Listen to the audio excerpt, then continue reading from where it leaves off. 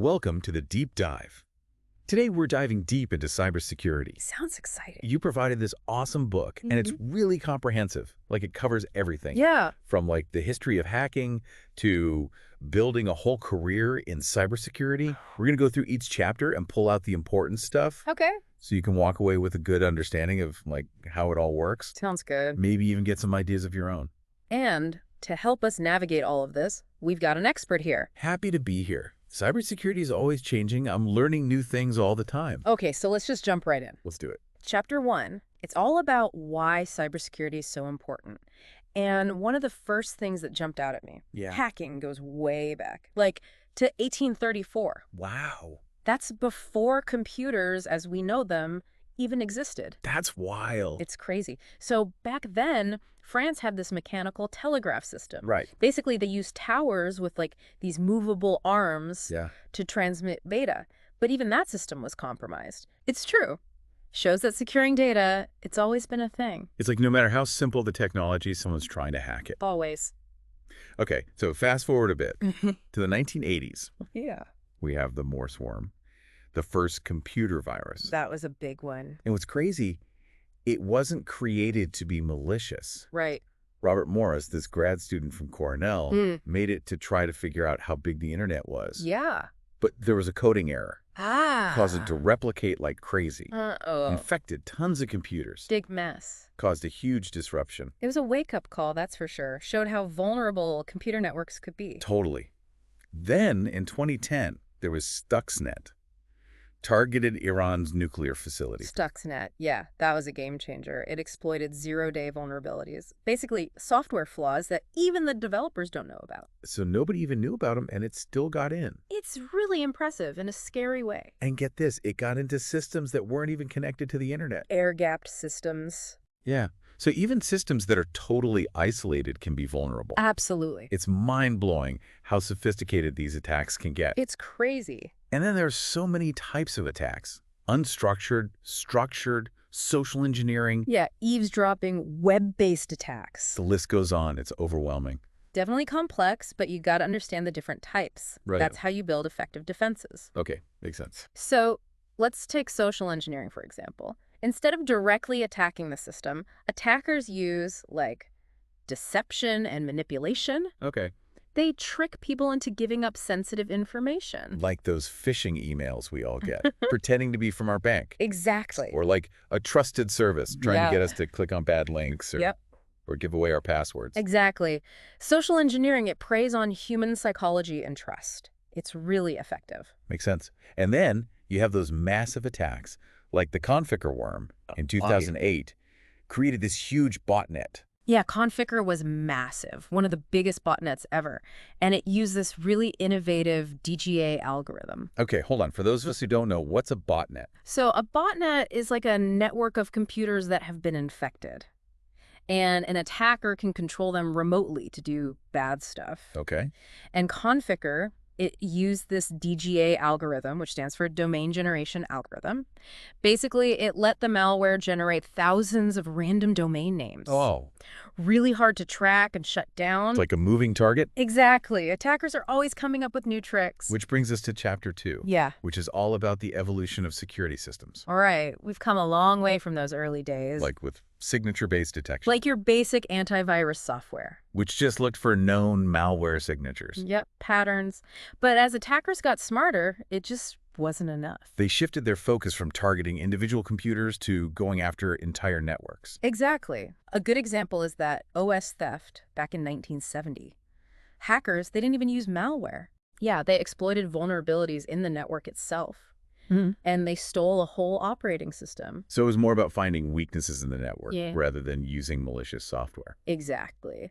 And as security tools got better, attackers found new ways to bypass them. Always one step ahead. Right.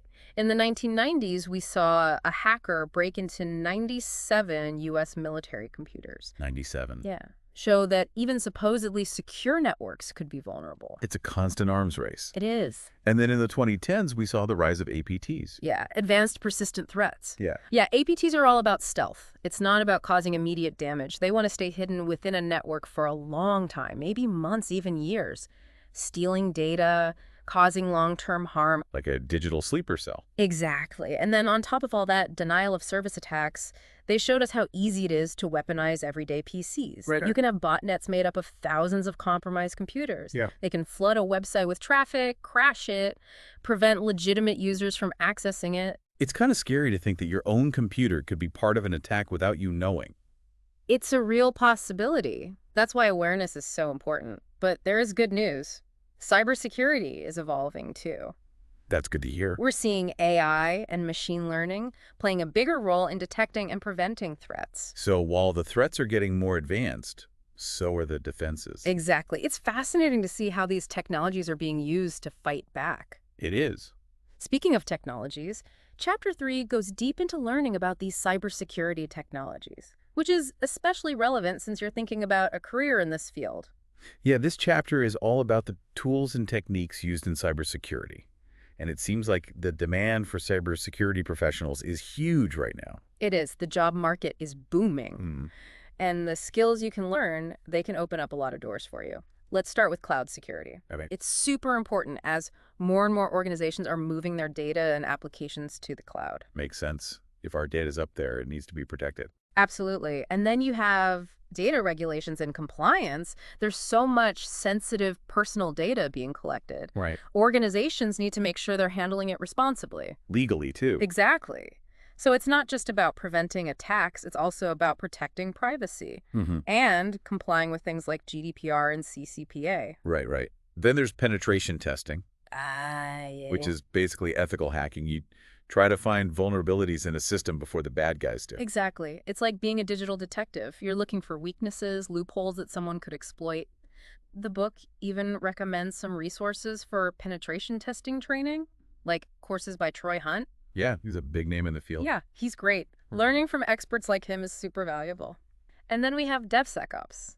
Okay. It integrates security into the whole software development process. So instead of tacking it on at the end. Exactly. It's built in from the very beginning. Yeah. It's a highly sought after skill. And then you have IoT security, the Internet of Things, securing all those interconnected devices that are everywhere these days. Oh, yeah. Like smart refrigerators. Smart thermostats, security cameras, all those devices that can connect to the internet. Right. Each one is a potential way in for attackers. Wow.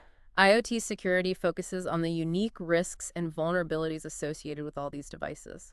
It's amazing how technology has changed our lives. Yeah. But it also creates all these new challenges for security professionals. It definitely does. And then you have user behavior analytics. UBA. Yeah, UBA. AI and big data come together to analyze user behavior, looking for anomalies, things that might indicate a security threat. It's like having a security guard who knows everyone's routines. One can spot anything suspicious. Exactly. It's like having a digital Sherlock Holmes. Constantly on the lookout. Exactly. And lastly, the chapter covers endpoint detection and response, or EDR. It's a crucial tool. It's about real-time threat detection and incident response, monitoring individual devices, computers, laptops, mobile phones, looking for suspicious activity. So it's like having a security system on each individual device. Yeah. Constantly looking for threats. Exactly. A vital layer of defense in today's complex threat landscape. So this chapter covers a lot of ground. It gives you a good foundation, all the tools and techniques used in cybersecurity. That's a lot to take in. It is, but it's fascinating stuff. Okay, so we've looked at why cybersecurity is so important and how security systems have evolved. Right. Now let's get into the skills you need for a career in cybersecurity. Okay. Chapter 4. This is stuff you're really interested in, right? Yeah, definitely. This chapter is all about different roles in cybersecurity, the skills you need for each one, and what the job market looks like. Perfect. So it starts by talking about all these different roles. Right, like penetration testers, Security analysts. security engineers, managers, even CISOs, the chief information security officers. So it runs the whole gamut. And one thing that jumped out at me, there's a huge skills gap in cybersecurity right now. That's right. There's a big demand for qualified people. So good job, security. Exactly. That's good news for anybody thinking about a career in this. But the book also explains why there's this gap. Yeah, there are a few reasons. One, a lot of the experienced people, they get drawn to the big tech companies. I Google. Yeah, Microsoft, Amazon, high salaries, exciting opportunities. So there's a lot of competition. Absolutely. Second, The gap between entry-level and experienced people, it's getting bigger. The Hmm. field's changing so fast that it's hard for new people to catch up. So learning never stops. Never. And then the third thing, there's a high turnover rate. People are always moving to better jobs or they get burned out. So it's challenging, but there's also a lot of room to grow. For sure. Yeah. In this chapter, it lays out the foundational skills you need no matter what role you're interested in. Okay. Things like risk management, Yeah. networking fundamentals, situational awareness, being able to assess a threat and respond effectively, and then just being familiar with cybersecurity toolkits. Got it. Those are the basics. And then it dives into more specific skills for different roles. Like security analysts, they need to be good at things like threat and vulnerability assessments, log analysis, incident response, forensics. So they're the detectives. Exactly. They investigate security incidents, figure out what happened. Right. Then you've got your penetration testers that are like ethical hackers. So they're trying to find those vulnerabilities before the bad guys do. Exactly. They need to think like an attacker. It's a specialized skill set. They need to understand security concepts, and they need to know how to use penetration testing tools. Okay. And then we've got security architects. Right. They design secure systems. From the ground up. So they need a broad understanding of security, design, risk assessment, frameworks, compliance regulations. All of it. They have to be creative, analytical, able to solve those complex security problems. Sounds like a challenging role. It is. Okay, so this chapter breaks down those skills, gives you a good roadmap. Now let's switch gears a little bit. Chapter 5, the attacker mindset. This one's a little creepy, Yeah, it is. but it's important to understand how attackers think. Absolutely. This chapter looks into the psychology of hackers, their motivations, their tactics, how they think. So the book describes hackers as patient, determined, often insensitive to the consequences of their actions, risk-taking, meticulous, defiant of authority. Yeah, and they give some good examples, like the WannaCry ransomware attack in 2017. That's a big one. Caused huge disruptions, affected hospitals, potentially even led to deaths. It's chilling, the level of indifference. It is. And then there's social engineering, where attackers manipulate people into giving up their information. And they often target vulnerable people, like the elderly. Right. They might pretend to be a family member who needs money or a law enforcement officer. Prey on trust and fear. We need to be aware of this. Educate ourselves and others about social engineering. Definitely. And it's important to understand, attackers aren't always driven by money. So it's not always about stealing data for profit. Not always. The book talks about political activism, religious extremism, revenge, even just curiosity, a challenge. So making a statement. Exactly. If you understand their motivations, then you can develop better security strategies. It's not just about the technical stuff. You got to understand the psychology. Exactly. Okay. Chapter 6, different approaches to cybersecurity. Right. Reactive, proactive, and operational security. Right. This chapter lays out different strategies that organizations can use to manage security risks. So reactive security, that's basically responding to threats as they happen. Yeah, it's like calling the fire department when your house is already on fire. Right. It might put the fire out, but the damage is done. So it's damage control, but not the best way to go about it. Exactly. Proactive security, that's about anticipating and preventing threats before they can cause harm. So being prepared. Finding vulnerabilities. Fixing them before they can be exploited. Exactly. It's things like asset management, Okay. knowing what you need to protect, software inventory, keeping track of all the software on your systems, configuration management, making sure your systems are secure, vulnerability assessments, Regularly scanning, malware protection, antivirus and all that. employee training. So it's multi-layered. It is. Technical measures, human awareness. It's a comprehensive approach. And then there are social engineering assessments, seeing how susceptible people are to phishing attacks and things like that. Yeah, it helps organizations figure out where the weaknesses are. And then web application security assessments. Those are important. Web applications are often targets. So proactive security, it's about staying ahead of the attackers, finding those risks before they can become a problem. What about operational security? That's about finding the balance between security and the needs of the business. Not every organization needs the same level of security. Right. So it's about being realistic, finding the right level for your specific situation. Okay, that makes sense. Now, Chapter 7 gets into networking, mentoring, and shadowing in cybersecurity. Right. This chapter highlights the importance of building connections. Especially for someone new to the field. Definitely. Mentoring is a great way to get advice and insights. Learn from people who've been there. Right. A good mentor can help you identify your strengths, develop your skills, avoid mistakes, and connect you with people and opportunities. And the book gives some tips on finding a mentor. Yeah. Look for compatibility, expertise, willingness to share knowledge, good communication skills, and a shared vision. It's about finding someone who can really support you. Then there's networking, It's all about relationships, attending industry events, online communities, professional organizations. building your online presence. The book says it's important to build genuine connections, Absolutely have meaningful conversations, share what you know. learn from others. Networking can open so many doors. It can. And finally, job shadowing, That gives you a first-hand look at what a role actually involves. like a behind-the-scenes look. Exactly. So we've covered mentoring, networking, job shadowing, all good stuff. Now, let's get to Chapter 8, Cybersecurity Labs. This chapter is all about hands-on experience, different types of training, resources for developing practical skills, So it starts by talking about the different training options. instructor-led, virtual instructor-led, and self-paced. Self-paced is getting really popular. Yeah, it's flexible, affordable, learn at your own speed. And the book highlights some free online cybersecurity labs. So you can get started without spending a lot of money. Yeah, and they provide a safe environment to experiment. Right. Practice your skills. Get that hands-on experience. The book even walks you through some examples, Yeah, like the XSS exercise. that one teaches you about cross-site scripting vulnerabilities. And then there's the SSL test. That shows you how to check if a website's running on a server with misconfigured SSL, the protocol that secures online communication.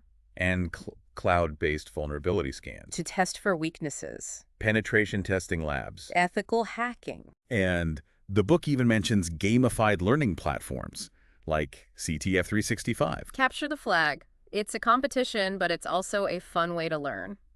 Love that. So we've explored a lot, different approaches to security, networking, mentoring, hands-on learning. Chapter 9 is all about knowledge checks and certifications, ways to prove your skills. Right, certifications are getting more and more important in cybersecurity. It's a way to show you've got the knowledge and that you meet industry standards. Like a seal of approval. Exactly. And the book, it talks about why certifications are valuable. Okay. They show initiative, they showcase your skills, they give you job-specific knowledge, they can boost your career, they build client confidence, they help you market yourself. It's a win-win. It is. And they give you a guide to choosing the right certifications. Which is important. There are so many out there. There are. You need to think about the vendor's reputation, how long the course is, what other learners have said about it, the support they provide, how credible the certification is, what the job market wants, and most importantly, does it align with your goals? Makes sense. Find certifications that are respected and give you the skills you need for the jobs you want. Exactly. And remember, cybersecurity is always evolving, so getting certified, it's not a one-time thing. You have to keep learning. Continuous learning. Gotta love it. So the book highlights some key certifications. CompTIA Security plus A, that's a good starting point. Yep. CompTIA Pen Test Yep. plus A for penetration testing skills. CompTIA CSA plus for cybersecurity analysis. Right. And then more advanced certifications like CISP, CCSP for cloud security. It's a lot to remember. It is. Do your research. Find the ones that fit your goals. Exactly. Okay, we've covered so much. We have. Essential skills, the attacker mindset, different approaches to security, networking, hands-on learning, certifications, Chapter 10, all about security intelligence resources. Right. All the tools and information you need to stay up to date. It starts with checklist resources, which provide a structured approach to assessments. Checklists are good. Make sure you haven't missed anything. They've got a comprehensive security checklist in the book. Covers a lot of stuff. Securing personal devices, social engineering scams. Good reference to have. Okay, so checklists are good for the structured approach. But the book also covers cybersecurity news and advisory websites to stay up to date on the latest threats. Absolutely. Things change so quickly. So they recommend some good sources, like Naked Security by Sophos, They explain things really clearly. Dark Reading for more technical audiences, In-depth covered. and Krebs on Security, the blog by Brian Krebs. A must-read. Okay, so news and advisory websites are key. Then they talk about cybersecurity training websites for more structured learning. Absolutely. So they highlight /Nest, focuses on phishing. Important topic. Springboard, they offer a range of courses. Boot camps, career tracks, Cybrary, lots of free and paid materials. and the U.S. Department of Homeland Security. They have free resources too. They do. And finally, the book introduces the STIX and TEX TCI standards. Those sound complicated. They are a bit technical, but they allow organizations to share threat intelligence securely. So working together. Exactly. Now, Chapter 11. This is one of my favorites. Expert opinions on getting started in cybersecurity. Hearing from people who have been there. It's inspiring. So we've got Ann Johnson, Corporate Vice President at Microsoft. She emphasizes the importance of diversity. She says, our teams must be as diverse as the problems we are trying to solve. Ugh, love that quote. Diversity of thought, experience, background. Absolutely, and her career path shows that. Mm-hmm. CEO of Boundless Spatial, President and COO of Qualys Inc., VP at RSA Security. Wow, she's done a lot. She has. Okay, next up, Orhan Ergun and Ozan Okar, they founded KeepNet Labs. They talk about continuous learning. Making learning a habit. Reading, conferences, training. Hands-on experience. It's all important. Then we have Dr. Joko Simonovsky, a specialist in digital currency security. He talks about specialization. He says, cybersecurity is a wide area. Certainly, depending on your background, you need to determine which area of cybersecurity you will be researching. It's a good point. You can't be an expert in everything. Right. Find something you're interested in and go deep. Like he did with digital currency. Exactly. Then there's Paula Yanuskiewicz, founder and CEO of CQURE. Okay. She says, if you want to start your adventure with cybersecurity, start with the most common things. Learn how to break a system from the inside by using Metasploit or PowerShell Empire.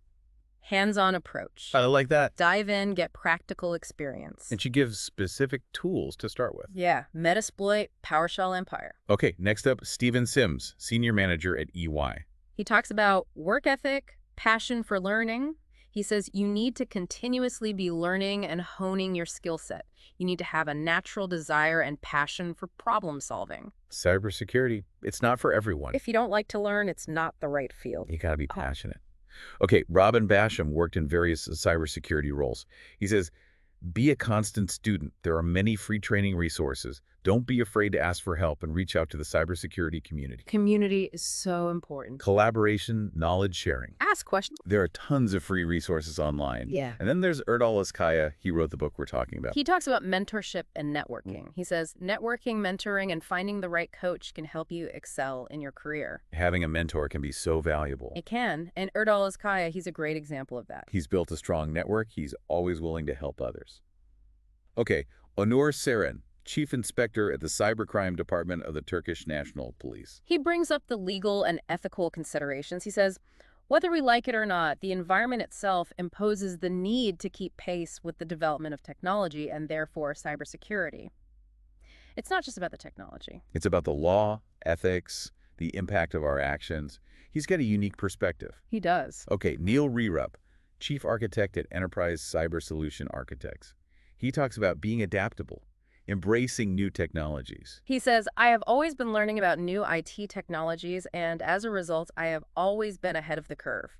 Lifelong learning is so important. Technology is always changing. You got to keep up. You do. Okay, Gerard Musa, Director at SAP. He's got a great attitude. He says, cybersecurity is fascinating. It is like being on the superheroes team fighting the villains. It is continuously changing and never, ever boring. Love his energy. You have to be passionate about cybersecurity. You do. Okay, Kaushal K. Chaudhry, Executive Director of IT and IS. He tells a story about taking initiative, learning and growing. He says, while launching an application over a naval network in the Eastern Naval Command, the challenge was to protect information from unauthorized access. Knowing full well the implications of any loopholes, I decided to first educate and test the network myself before even seeking any external help. Be proactive, curious, willing to learn. Take on challenges. Okay, Matthew Scott. He transitioned into cybersecurity from a non-technical field, shows that it's possible to change careers. It is. It takes work, but it's possible. Find the right resources and support. Absolutely. Okay, Mohamed Nabil Mahmoud, CISO at PGISCO. He says, based on my experience, I would highly recommend anyone joining information security to have the following: the passion for technology and security, curiosity and continuous learning, the right certification for the right job, and the awareness of new technologies and threats. Passion, curiosity, continuous learning. And awareness of new stuff. The landscape is always changing. It is. Okay, Phil Huggins, Senior Cybersecurity Consultant at Bridewell Consulting. He gives some practical advice on finding a job. He says, if you lose your desire to learn and try to learn how to instead of why to, You won't be able to switch from the long neck baglama to the short neck baglama. You'll get bored playing the same songs, and in the end find yourself getting cross with the instrument. I love that analogy. Understand the why, not just the how. Keep learning. Cybersecurity is always evolving, and he also talks about the importance of English skills. Especially for international cybersecurity. Okay, John Clay, Director of Global Threat Communications at Trend Micro. He talks about networking and relationships. He says it's not just what you know. It's about who you know. Network and build relationships. Go to conferences. Online community. Reach out to people.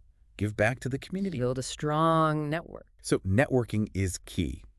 That brings us to the end of the expert insights. What a great chapter. So much good stuff in there. Yeah. And it leads perfectly into the next chapter, which is all about how to get hired. So we've heard from all these cybersecurity experts. Lots of great advice. Now let's get down to business. Chapter 12.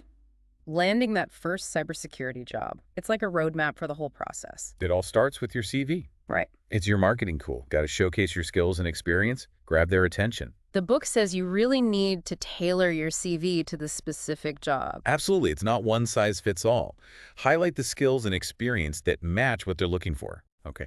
And the book gives some really specific examples of what to highlight for different roles. Like if you're going for a security analyst position, you'd want to mention incident response, log analysis, threat intelligence. Right. But if you're more into ethical hacking, you'd focus on penetration testing tools, vulnerability assessments. Got it. So know your audience, tailor your message. Exactly. And the book also has this helpful checklist of what to include. Your contact info, a professional summary, work history, technical skills, certifications, even hobbies that show you're passionate about tech or problem solving. So paint a picture of yourselves. Yeah. Show them who you are, what you can do. Okay, so you've got a great CV. Now, the interview, the book talks about different types of interviews. You might have a structured interview, very formal set questions, or an unstructured interview, more conversational, more flexible. And then there's semi-structured, which is a mix of both. And they give tips for handling each type. Plus, they even go over common interview questions.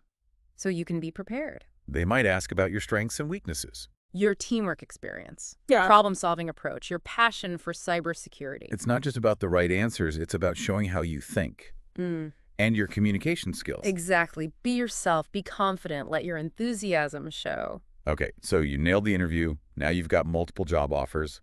That's awesome. But how do you choose? That's where Chapter 12 comes in again. It helps you evaluate the offers beyond just the salary. Yeah. Think about work-life balance, company culture, opportunities for growth, your potential manager, salary transparency, the company's values. So finding the right fit. Absolutely, a place where you can thrive. This book has been packed with information. It has. We've covered so much ground. From the very first hacks to the latest AI and cybersecurity. We talked about the attacker mindset, different security strategies, all the skills you need for a career in this field. And hopefully you have a much better understanding of how complex and constantly changing it all is. Definitely. The world needs people like you, passionate and skilled, to protect it from cyber threats. What a great way to wrap things up. You have the knowledge now, the resources are out there, and there's a whole community ready to help you. So go out there, make a difference. Make your mark on the world of cybersecurity. And never stop learning. Stay curious, stay informed, keep exploring. Great advice. Thank you for joining us on this deep dive into cybersecurity. We hope you found it informative and inspiring, and we hope you feel empowered to take that next step in your cybersecurity journey. Until next time, stay safe and stay secure.